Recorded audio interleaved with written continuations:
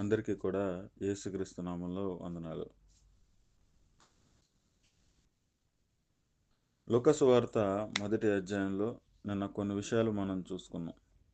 లూకా సువార్త మొదటి అధ్యాయం మొదటి 4 వచనాలు నిన్న వివరించుకోవడం జరిగింది. అయితే ఇప్పుడు 5వ వచనం కానించి మనం ధ్యానం చేసుకుందాం. అంటే యేసుక్రీస్తుని గురించి బాప్తిస్మిచ్చి యోహాను గారు మొట్టమొదటిగా సాక్ష్యం ఇచ్చారు ఇశ్రాయేలు ప్రజలకి. ఇదిగో లోక పాపమును మోసుకొని పోవు దేవుని గొర్రెపిల్ల అని యేసు ప్రభువును చూపించి, అంటే నజరేడైన యేసును చూపించి లోక పాపమును మోసుకొని పోవు దేవుని గొర్రెపిల్ల అని చెప్పారు. అదే రీతిగా అదే నజరేడైన యేసుని చూపించి, ఇదిగో ఈయనే ముఖ్యమైన వాడు, ఈయన చెప్పుల విప్పుటకైనను నేను యోగ్యత కలిగిన వాడును కాదు, ఈయన మీకు పరిశుద్ధాత్మలో బాప్తిస్మిస్తాడు, ఈయన చేట ఆయన చేతిలో ఉన్నది అని చెప్పి ఆయనే రక్షకుడు, ఆయనే తీర్పరి రీతిగా కూడా ఇశ్రాయేలు ప్రజలకి ప్రభువును చూపించి, ప్రభు అంటే ఎవరు? యేసును చూపించి సాక్ష్యం పలికినటువంటి ఆయన ఎవరంటే కనుక బాప్తిస్మిచ్చి యోహాను గారు. కాబట్టి బాప్తిస్మిచ్చి యోహాను గారి దగ్గర నుంచి మనం ప్రారంభించుకొని మనం ముందుకు వెళ్తున్నాం. కాబట్టి ఇక్కడ 5వ వచనం దగ్గర నుంచి చూసినట్లయితే యోదయ దేశపు రాజైన హేరోదు దినములలో ఇక్కడ ఒక మాట కనబడుతుంది. యోదయ దేశానికి రాజుగా ఉన్న వ్యక్తి ఎవరంటే కనుక హేరోదు అనే వ్యక్తి. హేరోదు అనే వ్యక్తి యోదయ దేశానికి రాజుగా ఉన్నాడు. అతని దినాలలోనంట అబియా తరగతిలోనున్న జకర్యా అను ఒక యాజకుడు ఉన్నాడు. అబియా తరగతిలోనున్నటువంటి జకర్యా అను ఒక యాజకుడు ఉన్నాడు. అబియా అన్నది ఏంటి? ఎవరికన్నా తెలుసా? అబియా అంటే ఏంటి? ఎవరికన్నా తెలుసా?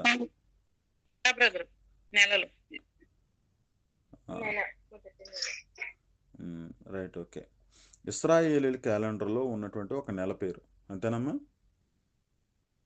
అంతేనా కాదు? అంతేనా? రైట్, ఓకే, సంతోషం. అబియా తరగతిలో ఉన్నటువంటి జకర్యాను ఒక యాజకుడు ఉండనంటే దానికి అర్థం ఏంటంటే, ఇప్పుడు యాజకత్వం లేవీలు ఎక్కువ శాతం మంది ఉన్నారనుకోండి, కొన్ని వేల మంది ఉన్నారనుకోండి, మరి వేల మంది కూడా ఒకేసారి వెళ్ళి పరిచర్య చేయలేరు కదా. మందిరంలో ఒక్కసారిగా వెళ్ళి మందిరంలో పరిచర్య చేయలేరు, అవును కదా. కాబట్టి ఈ యాజకత్వం చేసేవారు వంతులు పంచుకుంటూ వచ్చారు. ఈ నెలలో వీళ్ళు పని చేయాలి, ఈ నెలలో వీళ్ళు పని చేయాలి, ఈ నెలలో మళ్ళీ అందులో విభాగింపబడ్డాయి. ఇన్ని రోజులు వీళ్ళు చేయాలి, ఇన్ని రోజులు వాళ్ళు చేయాలి అని విభాగింపబడ్డాయి. అలాగా అబియా అనేటటువంటి నెలలో తన తరగతి క్రమం చెప్పున, అంటే తన వరుస క్రమం చెప్పున సేవ చేసేటటువంటి దినాలు వచ్చినప్పుడు వెళ్ళి సేవ చేస్తున్నాడు ఒక వ్యక్తి. అతని పేరు జకర్యా. ఇప్పుడు అతని భార్య అహరోను కుమార్తెలలో ఒకతే, ఆమె పేరు ఎలిజబెతు. ఓకే. అయితే ఈ జకర్యాకి ఆ భార్య పేరు ఎలిజబెతు. అయితే ఇక్కడ 6వ వచనం, వీరిద్దరూ ప్రభు యొక్క సకలమైన ఆజ్ఞల చెప్పునను న్యాయ విధుల చెప్పునను నిరపరాధులుగా నడుచుకొనుచు దేవుని దృష్టికి నీతిమంతులై ఉండరు. ఇక్కడ ఒక విషయాన్ని గమనించాలి. ఇక్కడ ప్రభు ఒక ఆజ్ఞలు, న్యాయ విధులు చెప్పునను అనగా అప్పటికింకా యేసు ప్రభు గారు జన్మించలా, అప్పటికింకా మరియమ్మ గారు కూడా గర్భాన్ని ధరించలేదు, అవును కదా. అప్పటికింకా ప్రభు యొక్క ఆజ్ఞలు ఏవైతే ఉన్నాయో మనం మత్తయి సువార్త 5వ అధ్యాయం కానీ చదువుకున్నా ఏమీ లేవు. మరి ఇక్కడ ప్రభు యొక్క ఆజ్ఞలు, సకలమైన ఆజ్ఞలు, న్యాయ విధులు చెప్పిన నిరపరాధులుగా నడుచుకొనుచు అంటే దానికి అర్థం ఏంటి? మోషే ద్వారా దేవుడు ధర్మశాస్త్రాన్ని ఇచ్చాడు కదా. ఎవరికి ఇచ్చాడు అది? ఇశ్రాయేలు ప్రజలకు ఇవ్వడం జరిగింది, యాకోబు సంతానానికి ఇవ్వడం జరిగింది, అవును కదా.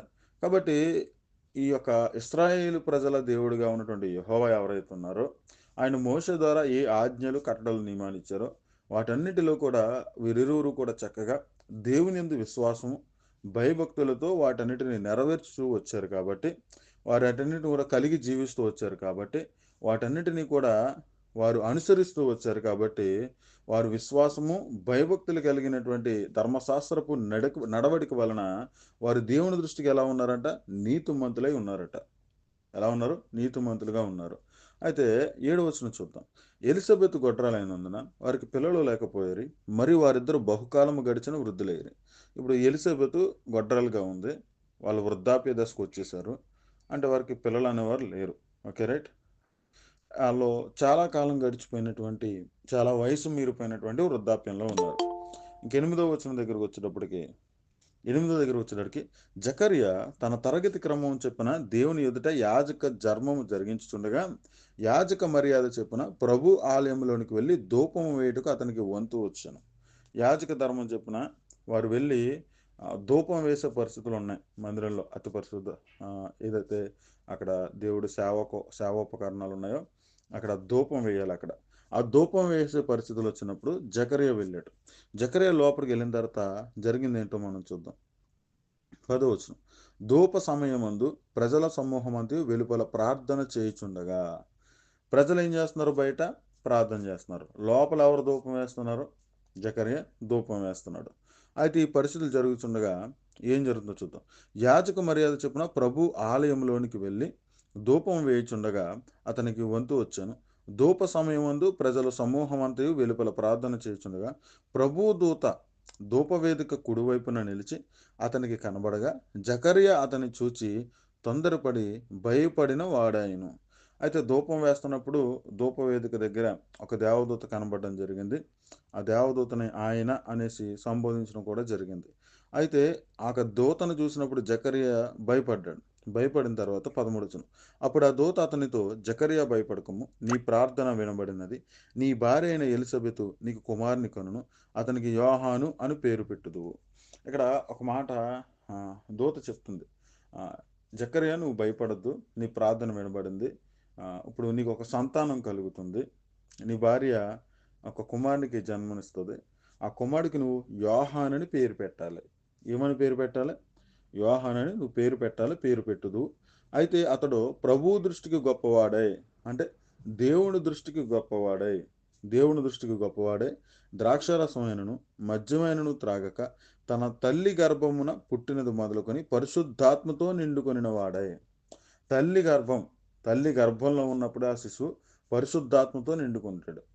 తల్లి గర్భంలోంచే అతను పరిశుద్ధాత్మతో నిండుకున్నవాడే ఇశ్రాయేలీయులలో అనేకులను ప్రభువైన వారి దేవుని వైపునకు త్రిప్పును. ఇశ్రాయేలీయులు అనేకుల్ని ప్రభువైన వారి దేవుని వైపునకు త్రిప్పును అంటే ఏంటి? దానికి అర్థం, ఇశ్రాయేలు ప్రజలందరూ కూడా దేవుని వైపు తిరిగి ఉన్నారు కదా. ఇశ్రాయేలు ప్రజలంటేనే దేవుని కలిగి ఉన్నారు కదా. యెహోవా అంటేనే ఇశ్రాయేలు దేవుడు, ఇశ్రాయేల్ అంటేనే దేవుని ప్రజలు కదా. మరి ఇక్కడ ఈ యొక్క దూత ఏం చెప్తుందంటే కనుక, ఇశ్రాయేలీయులలో అనేకులను ప్రభువైన వారి దేవుని వైపుకు త్రిప్పును. ప్రభువైన వారి దేవుని వైపుకు త్రిప్పును అంటే ఇశ్రాయేలు ప్రజలు దేవునికి ప్రార్థనలు చేస్తున్నారు, ధర్మశాస్త్రాన్ని బట్టి పండగలు చేస్తున్నారు, ధర్మశాస్త్రాన్ని బట్టి అన్ని పరిస్థితులు చేస్తున్నారు. కానీ వారి హృదయం దేవుని వైపుగా లేదు. దేవుని వైపుగా లేదంటే దాని అర్థం ఏంటి? ఇక్కడ చాలా కాంప్లికేటెడ్గా ఆలోచించాలి మనం. వాస్తవానికి వారు దేవుని వైపు చూస్తున్నారు తప్ప కానీ దేవుని ఆలోచన రీతిగా ఆలోచించడంలా, మనుషులు ఆలోచించినట్లుగా ఆలోచిస్తున్నారు. మరలా చెప్తున్నాను, వాస్తవానికి వారు దేవుని నమ్ముతున్నారు, దేవునికి మొర్ర పెడుతున్నారు, దేవునికి ప్రార్థన చేస్తున్నారు. దేవుడు మోషే ఇచ్చిన ధర్మశాస్త్రం వైపే తిరిగి ఉన్నారు, అంటే దేవుని వైపే తిరిగి ఉన్నారు. కానీ వారు ఏ విధంగా తిరిగి ఉన్నారు, ఏ ఆలోచనతో తిరిగి ఉన్నారో దేవుని హృదయానుసారంగా హృదయ ఆలోచన పెట్టుకుని లేరు. వాళ్ళకు ఉన్నటువంటి ఆలోచన ఎలా ఉందంటే కనుక, దేవుడు మమ్మల్ని విడిపించడానికి, అంటే వీళ్ళకి రాజుగా ఎవరున్నారు? మహాహేరోదు ఉన్నాడు ఇక్కడ రాజుగా. హేరోదు రాజుగా ఉన్నాడు. వీళ్ళు ఎదురు చూసేటువంటి ఆలోచనలు ఎలా ఉన్నాయి? మేము ఈ యొక్క బానిసత్వం నుంచి విడిపింపబడాలి అన్న ఆలోచన కలిగి వీళ్ళున్నారు. కానీ దేవుని ఆలోచన పరంగా వెళ్ళారు. దేవుని ఆలోచన ఏంటి? దేవుడు ఆ రాజుల దినాలలో ఒక రాజ్యాన్ని స్థాపిస్తానని అన్నారు. ఇప్పుడు దేవుడు ఆలోచన ఏంటన్నది ఎవరు చెప్పారు? యోహాను గారు చెప్పారు. ఎప్పుడు? ఆయన యొర్దాను నది దగ్గరికి వచ్చి సువార్త ప్రకటిస్తున్నాడు. ఏమని ప్రకటిస్తున్నాడు? అప్పుడు పరలోక రాజ్యం సమీపించింది అని చెప్పాడు. వాళ్ళు ఎదురు చూస్తుంది పరలోక రాజ్యం గురించి కాదు. వారు ఎదురు చూస్తుంది విడుదల కోసం, వారు ఎదురు చూస్తుంది సింహాసనం కోసం, వారు ఎదురు చూస్తుంది రాజు కోసం. కానీ ఇక్కడ యోహాను గారు ప్రకటించింది ఏంటి? పరలోక రాజ్యం సమీపించింది. అంటే దేవుడు ఆలోచనను ప్రకటించాడు యోహాను గారు, దేవుని ఉద్దేశాన్ని ప్రకటించాడు యోహాను గారు. అవును కదా. దేవుడు ఆలోచన, దేవుని ఉద్దేశం దానియేలు గ్రంథంలో ఏమని చెప్పడం జరిగింది? అంచె దినాలలో ఆ రాజుల కాలంలో ఒక రాజ్యాన్ని స్థాపిస్తాను అని అన్నాడు. అవునా కదా. ఒక రాజ్యాన్ని నేను స్థాపిస్తాను అని అన్నాడు. ఇప్పుడు ఈ ఆలోచన వీళ్ళు కలిగలేరు. అందుకే ఇక్కడ యోహాను గారు పుట్టక మునిపే దేవదూత జకర్యాతో చెప్తున్న మాట ఏంటే గనక, అతను పుట్టిన తర్వాత అతడు ప్రభువు దృష్టికి గొప్పవాడిగా కనబడతాడు. అతడు పుట్టినది మొదలుకొని పరిశుద్ధాత్మతో నిండుకొని ఉంటాడు. ఇశ్రాయేలీయులలో అనేకులు ప్రభువైన వారి దేవుని వైపుకు త్రిప్పున అని అన్నాడు. ప్రభు అయిన వారి దేవుని వైపు కంటే ఇశ్రాయేలు దేవుడైనటువంటి యెహోవా ఆలోచన వైపుకు, ఆయన ప్రవక్త ద్వారా సెలవు ఇచ్చినటువంటి దాని వైపుకు వీరు తిప్పుతాడు అనేసి అన్నారు. వాస్తవానికి బాప్తిస్మిచ్చు యోహాను గారు 2 పనులు చేశారు. ఎన్ని పనులు చేశారు? 2 పనులు చేశారు. ఒకటి ఏంటంటే పరలోక రాజ్యం సమీపించింది అని చెప్పాడు. అంటే దేవుడు భూమి పట్ల, భూ ప్రజలందరి పట్ల, భూ నివాసుల పట్ల ఏ ఆలోచన అయితే ప్రవక్తల ద్వారా తెలియజేశాడో ఆ ఆలోచన పట్టుకొచ్చి ప్రకటించారు. ఎవరో? యోహాను గారు. ప్రకటించి అనేకుల్ని అటువైపు నడిపించాడు, అటువైపు త్రిప్పాడు.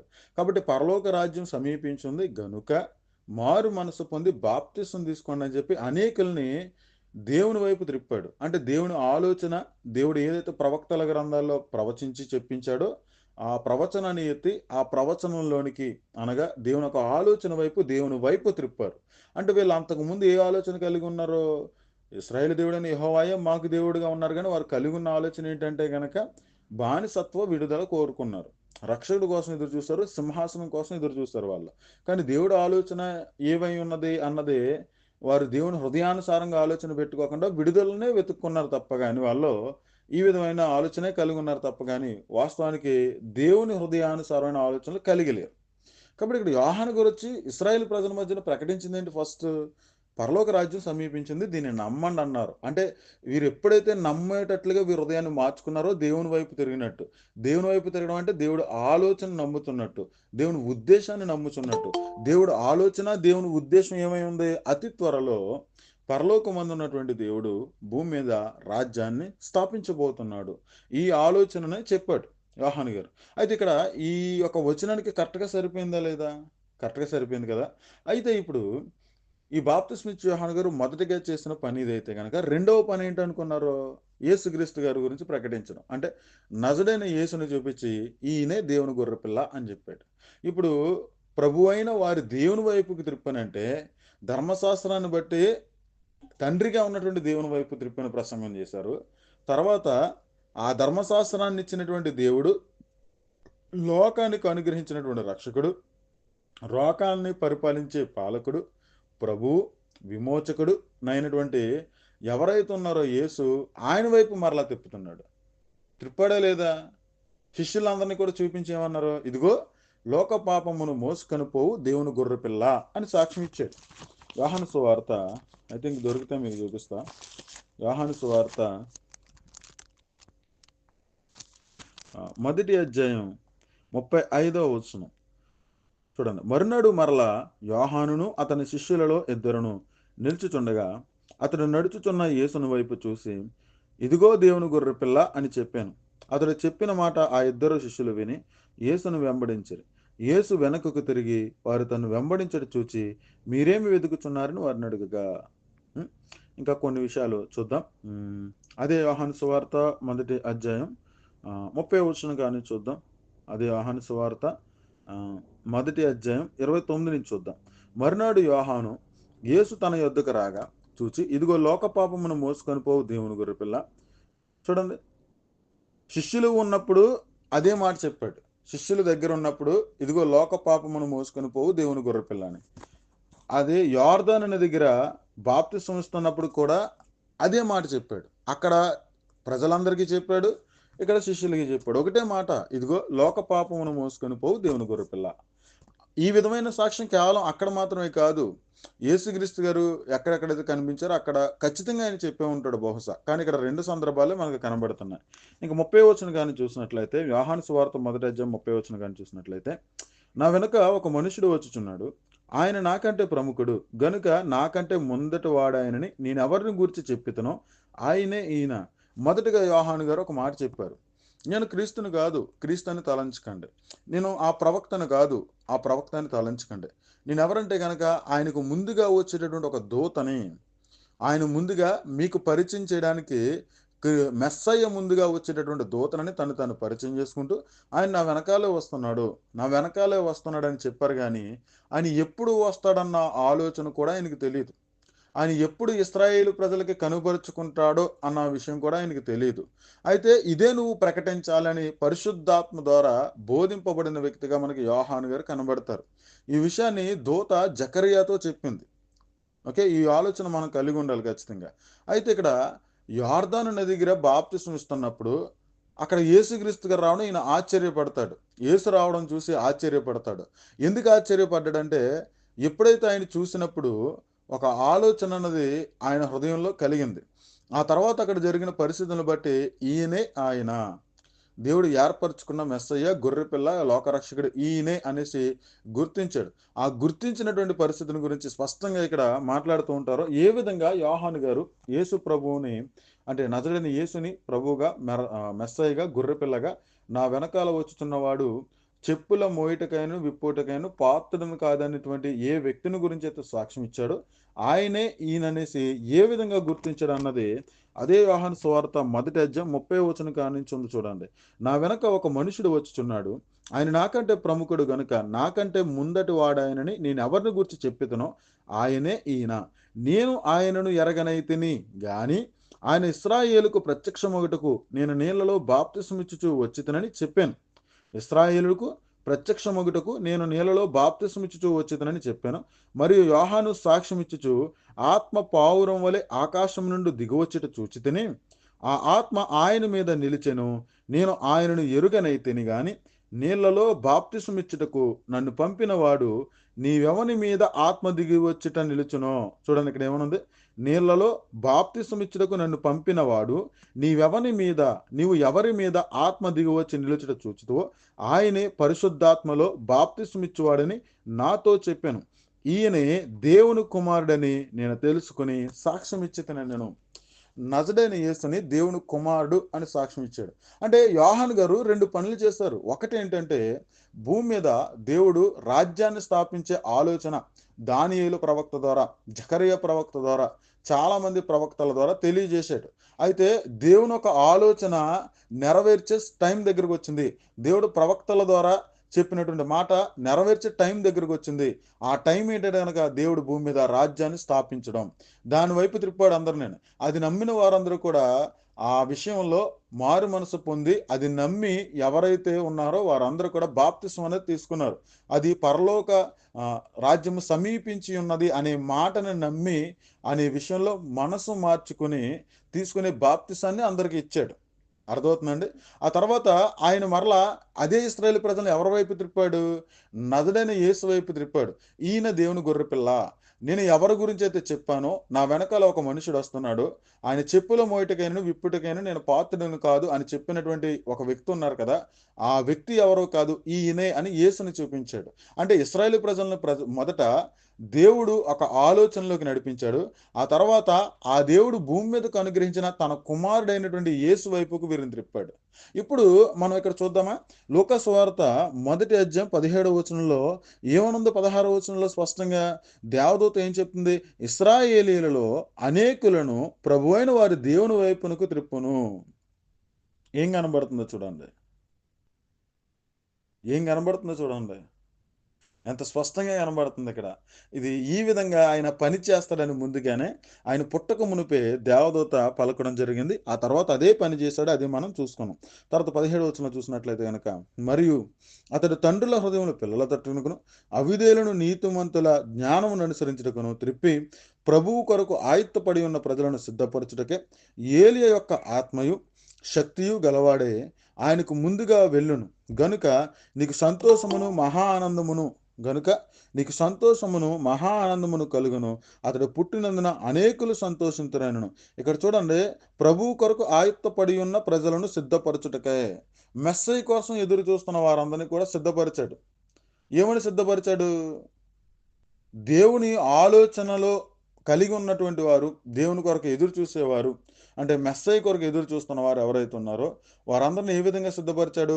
ఆయన నా వెనకాల వస్తున్నాడని మార్గ ద్వారాలు తెరిచాడు. అంటే అతను నా వెనకాల వస్తున్నాడని చెప్పాడు, అతి త్వరగా వస్తున్నాడు, ఎప్పుడు వస్తున్నాడు అన్నది ఆయనకి తెలీదు. కానీ ఆయన బాప్తిస్మం ఇస్తున్నప్పుడు వచ్చినప్పటికి ఈయనే ఆయనని సెలవు ఇచ్చాడు. అంటే ఇక్కడ పరిశుద్ధాత్మ ద్వారా ఆ, ఈ యొక్క యోహాను గారు చేసే పనిని ఆ బిడ్డ జన్మించక మునిపే జకరియాకి చెప్తున్నాడు ఈ విషయాలన్నీ కూడా. ఇప్పుడు జకరియాకి చెప్పిన సంగతులు లోకా గారికి ఎలా తెలుసు? లోకా గారు ఎంక్వైరీ చేయాలి. ఎందుకంటే నేను ఎంక్వైరీ చేశాను అన్నాడు కదా, అన్నీ తెలుసుకున్నాను అన్నాడు కదా. మరియమ్మ గారి దగ్గరికి వెళ్ళాలి ఫస్ట్. లోకా గారు ఎక్కడికి వెళ్తుంటారు? మరియమ్మ గారి దగ్గరికి వెళ్ళాలి. మరియమ్మ గారి దగ్గరికి వెళ్ళి అసలు యేసుక్రీస్తు గారు యేసు మీ కుమారుడే కదా, మీరే కదా జన్మనిచ్చారు అని అడగాలి. అప్పుడు మరియమ్మ గారు ఏమని చెప్పాలంటే ఎలిజబెతులు జకరియా ఎవరైతే ఉన్నారో వారి గురించి చెప్పాలి. ఆ క్రమంలోనే ఆ తరుణంలోనే రావాలి. అందుకే ఆయన ఆయన ఎంక్వైరీ చేస్తాడు, ప్రతి ఒక్కరిని ఎంక్వైరీ చేస్తాడు. ఎంక్వైరీ చేసి తరచి చూసి ఆ పరిస్థితి తెలుసుకొని స్పష్టంగా రాస్తాడు లోకా గారు. లోకా గారే రాస్తారు. ఇక్కడ బాప్తిస్మిచ్చి యోహాను జీవితం గురించి స్పష్టంగా రాసింది లోకా గారే. వాళ్ళ తల్లిదండ్రులు ఎవరు, ఆ తల్లిదండ్రులు ఎటువంటి పరిస్థితుల్లో ఉన్నారు, ఇవన్నీ రాసింది లోకా గారే. కానీ ఆశ్చర్యమైన విషయం ఏంటంటే కనుక లోకా గారిని ఇట్టి రీతిగా ప్రేరేపణ దయచేసి ఈ సంగతులన్నీ కూడా బయలుపరిచింది మాత్రం పరిశుద్ధాత్మ దేవుడు. పరిశుద్ధాత్మ దేవుడు లోకా గారిని చక్కగా గొప్ప పాత్రగా వాడుకుని ఆయన ద్వారా అనేకమైనటువంటి విషయాలు హిస్టారికల్గా చరిత్రానుసారంగా ఆధారాలు పెట్టి మరీ చూపిస్తాడు, రుజువులు పెడతాడు. అంటే ఏంటి, అడ్రస్ పిన్ చేస్తాడు. ఇప్పుడు రాజైన హేరోదు దినముల యందు అని అన్నాడు. యోదయ దేశానికి రాజుగా హేరోదు ఉన్నాడు. యోదయ ఆ తర్వాత యేసుక్రీస్తు గారు జన్మించే టయానికి వచ్చేటప్పటికి అప్పుడు మొత్తం రోమా ప్రభుత్వానికి చక్రవర్తిగా ఉన్నవారు అంటే అగస్టస్ చక్రవర్తిగా ఉన్నాడు. అగస్టస్ ఉన్నాడు మొత్తం. అయితే ఇతను యోదయ దేశానికి మాత్రం రాజుగా ఉన్నాడు, హేరోద్ అనే వ్యక్తి. అంటే ఈ యొక్క అడ్రస్ పిన్ చేస్తూ ఉన్నాడు ఎప్పుడు చూసినా. అంటే ఏ రాజు కాలంలో జరిగింది, ఏ కాలంలో జరిగింది, ఎవరి పరిపాలనలో జరిగిందని అడ్రస్ పిన్ చేసి మరి ఇక్కడ మాట్లాడుతున్నారు ఎవరంటే లోకా గారు. కాబట్టి ఇక్కడ మనం చూసినట్లయితే యోహాను గారు జన్మింపక మునిపే, అతడు తల్లి గర్భమున పడక మునిపే దేవదూత ద్వారా జకర్యాకు ఈ విషయాలన్నీ కూడా ప్రభు తెలియజేస్తున్నారు. అయితే ఇతను ఒక జీవిత వృత్తాంతం ముందుగానే తెలియజేయడం జరిగింది. అతడు పుట్టిందే ప్రభు ఒక దూతగా ఉండడానికి, అతడు పుట్టిందే ప్రభు కొరకు ఆయుత్తపడి ఉన్న ప్రజల్ని సిద్ధపరచడానికి, అతను పుట్టిందే ఆ, దేవుని వైపు తన ప్రజలను తిప్పడానికి, అతను పుట్టిందే ఒక పనిని నిర్వర్తించడానికి. కాబట్టి అతడు ఏలి యొక్క ఆత్మయు శక్తి కలిగినటువంటి వాడు. అతను ఎటువంటి వాడు? ఏలి యొక్క ఆత్మయు శక్తిని కలిగినటువంటి వాడు అని చెప్పి ఉన్నాడు. ఎందుకు ఏలి యొక్క ఆత్మయు శక్తి గలవాడే అని అన్నారంటే గనక యేసుక్రీస్తు కనిపై ముందు ఏలియా వస్తాడు అని కొన్ని లేఖనాలు ఉన్నాయి. కాబట్టి ఆ రీతిగా ఏలియా అంటే గనక ఏలియాయే మళ్ళీ పుడతాడని కాదు, ఏలియా వంటి వాడు. ఏలియా యొక్క జీవితాన్ని మనం చూస్తే, ఏలియా వ్యక్తిత్వాన్ని మనం చూసుకుంటే చాలా విషయాలు మనకు కనబడుతూ ఉంటాయి. అటువైపు వెళ్ళొద్దులే అండి, మళ్ళీ సబ్జెక్ట్ మనకు పెరిగిపోద్ది. కాబట్టి ఇక్కడ దేవదూత ఎవరైతే ఉన్నారో జకర్యాకి, అతను ఇంకా ఇంటికి వెళ్ళలేదు, ఇంకా తల్లి గర్భంలో ఇంకా ఈ శిశువు పడలేదు. అప్పటికే ఆయన జన్మించడం గురించి, ఆయనకు పెట్టే పేరుని గురించి, ఆయన చేసే పనిని గురించి, ఆయన యొక్క జీవిత వృత్తాంతం గురించి స్పష్టంగా చెప్పడం జరిగింది. ఇక్కడ దేవదూత చెప్పిన రీతిగానే ఈ పని అంతా ముగిసిపోయిన తర్వాత ఆయన మరణించడం కూడా జరిగింది. ఏ పని అయితే జరగాలో ఆ పని జరిగేంత వరకు కూడా యోహాను గారు ఉన్నారు. ఆ తర్వాత ఎప్పుడైతే యేసుక్రీస్తు గారు బయటికి వచ్చారో సువార్త ప్రకటించడానికి, ఇంకా ఆ పరిస్థితులు ఎప్పుడైతే ఆయన ఇశ్రాయేలుకి కనబరుచుకునే దినం యోర్దాను నది ప్రాంతంలో బాప్తిసం తీసుకున్నాడో, ఎప్పుడైతే ఆయనను ఇశ్రాయేలు ప్రజలందరికీ పరిచయం చేస్తాడో, ఆ పరిచయం చేసిన తర్వాత ఈయన చెరసాల్లో వేయించబడతాడు. అంటే ఆ పని అయిపోయింది. ఆ పని అయిపోయిన తర్వాత ఈయన చెరసాల్లో వేయించబడతాడు. ఆ తర్వాత ఆయన చెరసాలలో వేయింపబడ్డాడని విని యేసుక్రీస్తు గారు అప్పటి నుంచి సువార్త ప్రకటించడం ప్రారంభించారు. అంటే ఒకరి పని ముగిసింది, ఇంకొకరి పని ప్రారంభమైంది. అంటే దేవుడు ఒక క్రమంగా ఎట్టి రీతిగా తన పనిని జరిగించడని ఎంత స్పష్టంగా లోకా గారిని పరిశుద్ధాత్మ దేవుడు జ్ఞానాన్ని, వివేకాన్ని ఇచ్చి, సత్యాన్ని తెలియజేసి, ఆధారాలతో నిరూపించి, చక్కగా ఆధారాలు పిని చేస్తూ చక్కగా ఈ గ్రంథాన్ని రాసేట. నిజంగా పరిశుద్ధాత్మ దేవుడు లోకా ద్వారా చాలా క్లియర్ కట్గా, లోకా గారు ఒక సహాయం కూడా ఉంది ఇందులో. లోకా గారు ఎవరైతే ఉన్నారో ఆయన్ని పరిశుద్ధాత్మ దేవుడు ఆ, ఇద్దరు కలిసి దేవుని ఆత్మ మనిషితో కలిసి అనేకమైనటువంటి విషయాలు ఆత్మ ప్రేరేపితులై వారు జరిగించారు. ఇక్కడ మనిషి కూడా సహకరించాలి పరిశుద్ధాత్ముడికి, లోబడాలి పరిశుద్ధాత్ముడికి. పరిశుద్ధాత్ముడు ఒక ప్రేరేపణ ఇస్తాడు. ఏ విషయంలోని? దేవుని గురించిన సంగతులు వెలికి తీయడంలోను, దేవుని గురించిన సంగతులు తెలుసుకోవాలంటే గనక కొన్ని ఆధారాలు చూపించినప్పుడు మరింతగా మీరు స్పష్టంగా తెలుసుకుంటారని, కొన్ని దిక్కులకు పంపించేటటువంటి రీతిగా ప్రేరేపణలు ఇస్తాడు, ఆలోచనలు పుట్టిస్తాడు. సాతానుగాడు ఎలాగైతే ఆలోచన పుట్టించి పాపాన్ని జరిగిస్తాడో, అదే రీతిగా పరిశుద్ధాత్ముడు కూడా ప్రేరేపణనిస్తాడు. నువ్వు పలానా వ్యక్తి దగ్గరికి వెళ్ళు, పలానా మార్గం దగ్గరికి వెళ్ళు, పలానా వెబ్సైట్లోకి వెళ్ళు, లేకపోతే పలానా విషయాన్ని నువ్వు ఈ విధంగా తెలుసుకో, లేకపోతే పలానా వాక్యం తెలిసిన వారి దగ్గరికి నిన్ను నడిపిస్తాడు, పలానా విషయం తెలిసిన వారి దగ్గరికి నడిపిస్తాడు. అక్కడ నిన్ను నడిపించిన తర్వాత అక్కడ అతన్ని ఒక పాత్రగా వాడుకుని అతని ద్వారా నీకు కొన్ని సంగతులు బయలుపరుస్తూ ఉంటాడు. నువ్వు వాటిని గుర్తించి హృదయంలో భద్రపరుచుకునే స్థితిగతులు కలిగి ఉండాలి. అంటే పరిశుద్ధాత్ముడు అందరికి అనుగ్రహింపబడతాడు. పరిశుద్ధాత్ముడు అందరూ పొందుకుంటున్నారు, కానీ పరిశుద్ధాత్మకు లోబడే వాళ్ళు, పరిశుద్ధాత్మ ప్రేరేపణకు లోబడేవారు తక్కువ. పరిశుద్ధాత్మ మనలో ఉంటే ప్రార్థనకు ప్రేరేపిస్తాడు. పరిశుద్ధాత్మ మనలో ఉంటే ఆలోచన పుట్టిస్తాడు. బైబిల్ చదువుకోవడానికి, వాక్యం వినడానికి, అనేకమైనటువంటి దేవుని సంబంధమైన పనులు చేయడానికి, దేవుణ్ణి తెలుసుకోవడానికి, నీకు ఏదైతే బయలుపరచబడాలో, ఏదైతే దేవుడు తెలియజేయమని చెప్పారో వాటన్నిటిలో కూడా నిన్ను జ్ఞానవంతులుగా, వివేకవంతులుగా చేయడానికి ప్రేరేపణలు దయచేస్తూ ఉంటాడు. మనలో ఉండి ఆలోచన పుట్టిస్తూ ఉంటాడు. మనం ఆ ఆలోచన దైవ సంబంధమైన ఆలోచన, వాక్య సంబంధమైన ఆలోచన, ప్రార్థన సంబంధమైన ఆలోచన, సహవాస సంబంధమైన ఆలోచన పుట్టినప్పుడు మనం దాన్ని నిర్లక్ష్య పెడుతూ ఉంటాం, దాన్ని పక్కకి గెంటుతూ ఉంటాం. అవును కదా? దాన్ని నిర్లక్ష్య పెడుతూ ఉంటాం, పక్కకి గెంటుతూ ఉంటాం. తద్వారా ఏంటంటే కనుక మనం ప్రభువులో బలవంతులుగా కాకుండా అటు ఇటు తిరిగేవారుగా అయిపోతూ ఉంటాం. పరిశుద్ధాత్ముడు ఆ విధంగానే ప్రేరేపిస్తాడు, ఆలోచన పుట్టిస్తాడు. నిన్ను బలవంతులుగా చేయడానికి, విశ్వాసంలో స్థిరులుగా చేయడానికి, వాక్యమందు ప్రతిష్టంభ చేయడానికి, ఎక్కడైతే సత్యవాక్యం ప్రకటింపబడుతుందో ఆయా పరిస్థితుల వైపు నిన్ను నడిపిస్తాడు, తీసుకెళ్ళి అక్కడ కూర్చోబెడతాడో అక్కడున్న వ్యక్తులు కూడా ఒక పాత్రగా వాడబడుతూ ఉంటాడు. పరిశుద్ధాత్ముడు అంతటిలోనూ ఉండగలిగిన వాడు, అందరిలోనూ ఉండగలిగిన వాడు, అన్ని విక్కులా కూడా పనిచేస్తాడు. ఆఫ్రికాస్లో పనిచేస్తాడు, అరబ్ దేశాల్లో పనిచేస్తాడు, ఇండియాలో పనిచేస్తాడు. ఎక్కడైతే ఇద్దరు ముగ్గురు సంఘంగా కూడుకుంటారో అక్కడ ప్రభువైన యేసు ఎలా అయితే ఉంటారో పరిశుద్ధాత్ముడు కూడా అలాగే ఉంటాడు. అయితే ఆశ్చర్యపడాల్సిన విషయం ఏంటంటే కనుక సాతాను కూడా అలాగే ఉంటాడు. సాతాను కూడా అలాగే ఉన్నాడు. ఇది బాధాకరమైన విషయం. ఇది చాలా బాధాకరమైన విషయం. ఇప్పుడు పనిని జరిగించేవాడుగా, దేవుని పనిని ముందుకు తీసుకెళ్తూ దేవుని పనిని జరిగించేవాడుగా పరిశుద్ధాత్ముడు ఉంటే, ఆ పనిని చెడగొట్టేవాడుగా, ఆటంకపరిచేవాడుగా కూడా పరిశుద్ధాత్ముడు ఉన్నాడు. ఇది నమ్మాల్సిందే మనం. నమ్మనంటే మనం ఏం చేయలేం దానికి. ఇంకా పరిశుద్ధాత్ముడు అన్ని చోట్ల ఎలాగైతే సర్వవ్యాపిగా ఉన్నాడో, పరిశుద్ధాత్ముడు ఎలాగైతే సర్వవ్యాపిగా ఉన్నాడో అందరిలోనూ, ప్రభువు కూడా అలాగే సర్వవ్యాపిగా ఉన్నాడు. దేవుడు కూడా అలాగే సర్వవ్యాపిగా ఉన్నారు. అందుకే వీళ్ళు దైవత్వంలో ఒకటిగా ఉన్నారు. ఒకే దైవత్వాన్ని కలిగి ఉన్నారు. దైవతత్వాన్ని కలిగి ఉన్నారు ముగ్గురు కూడా, వేరుగా ఉన్నప్పటికీ కూడా. ఈ విషయాన్ని మనం గుర్తించాలి. కాబట్టి ఇక్కడ మనం అర్థమైంది కాబట్టి ఇంకా 18వ వచనం దగ్గరికి వెళ్తే గనక, 17వ వచనం లాస్ట్‌కి వస్తే గనక, జకర్యాతో చెప్తున్న మాట ఏంటంటే గనక, ఇదిగో ఇతడు నీకు పుట్టిన తర్వాత చాలామంది ఇతని వెంబడి వెళ్తారు. ఇతను పుట్టినందుకు నీకు చాలా సంతోషం, మహా ఆనందం కలుగుతుంది. ఎందుకంటే ఆయనకు ముందుగా ఈయన వెళ్తాడు. ఇక్కడ చెప్పబడిన ఆయన ఎవరిక్కడ? చూడండి.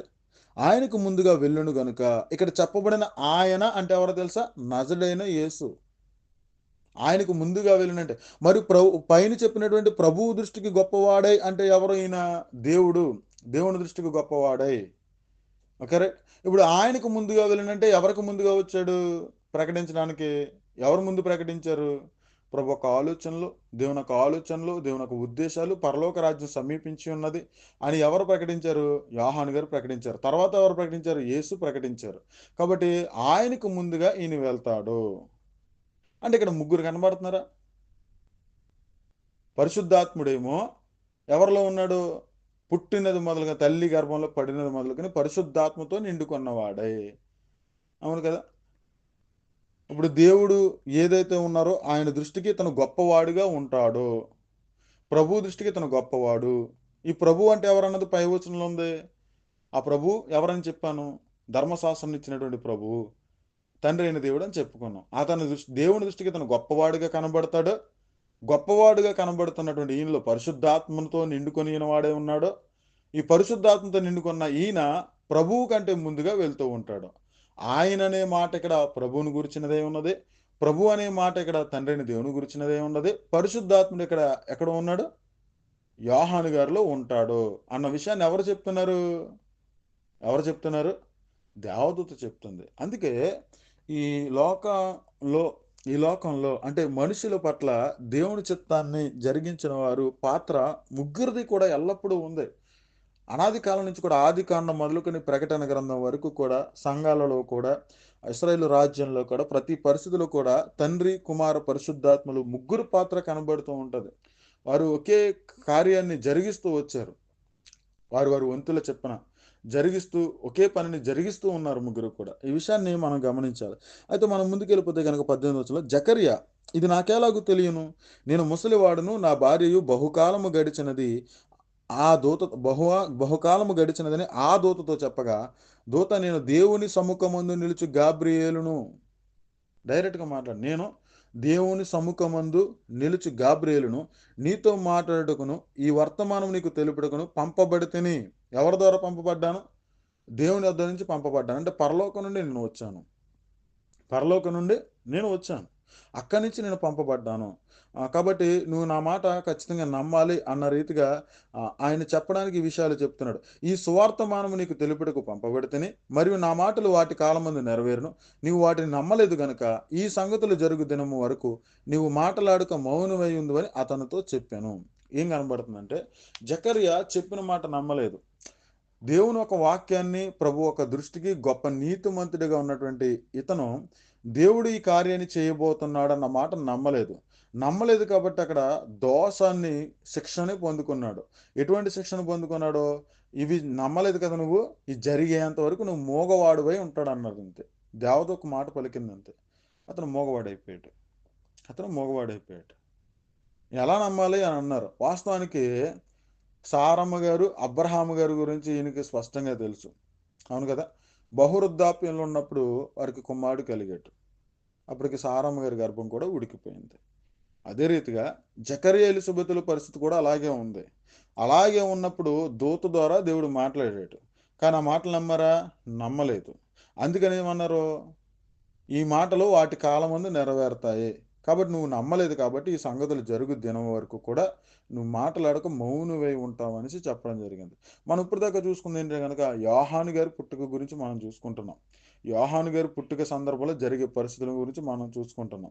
ఇంతవరకు కూడా మనం లూకా గారి గురించి కొన్ని విషయాలు ధ్యానించుకున్నాం నిన్నటి దినాన ఈరోజు. అదే రీతిగా జకర్యా, ఎలిజబెతుల గురించి చూసుకున్నాం. తర్వాత దేవదూత గురించి చూసుకున్నాం. ఈ సందర్భంలోనే యేసుని గురించి మనం చూసుకున్నాం. తండ్రి అయిన దేవుని గురించి చూసుకున్నాం. యోహాను గారు చేసే పని గురించి మనం చూసుకున్నాం. పరిశుద్ధాత్మ నిండుకునే పరిస్థితులు మనం చూసుకున్నాం. కాబట్టి రేపటి దినాన స్పష్టంగా మనం ఈ విషయాలు 21వ వచనం కాడి నుంచి మనం ధ్యానించుకుందాం. ప్రభు అట్టి కృపాధన్యత మనందరికీ దయచేయను గాక ప్రార్థన. సకల ఆశీర్వాదాలకు కారణభూతులైన మా ప్రియ పరలోక తండ్రి, నీ ఘనమైన శ్రేష్టమైన నామాన్ని బట్టి వందనాలు, స్తోత్రాలు. ఉదయకాల సమయంలో కొన్ని విలువైన సంగతులు మాకు తెలియజేసి ఉన్నారు. ఎత్తబడిన వాక్యాన్ని సాతాన్ని ఎత్తుకెళ్ళిపోకుండా హృదయంలో భద్రపరుచుకునే పరిస్థితులను, అవగాహనని మాకు దయచేయండి. మహిమ, ఘనత, ప్రభావాలు మీరే పొందుకోండి. మీ ఆత్మ సహాయాన్ని మాకు ఎల్లప్పుడూ తండ్రి సహాయకులుగా ఉంచండి. మహిమ, ఘనత, ప్రభావాలు మీరే పొందుకోమని మా ప్రభువును రక్షకుడైన యేసుక్రీస్తు నామంలో అడిగి వేడుకొనుచున్నాను తండ్రి. ఆమేన్.